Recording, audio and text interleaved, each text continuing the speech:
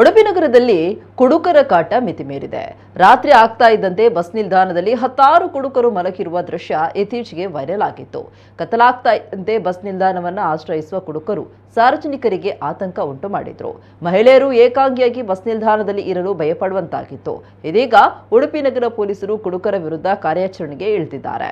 ಮಲಗಿದ್ದ ಕುಡುಕರನ್ನ ಎಬ್ಬಿಸಿದ್ದಾರೆ. ಸಾರ್ವಜನಿಕರ ಹಿತದೃಷ್ಟಿಯಿಂದ ಈ ಕ್ರಮ ಮುಂದುವರಿಸುವುದಾಗಿ ಹೇಳಿದ್ದಾರೆ.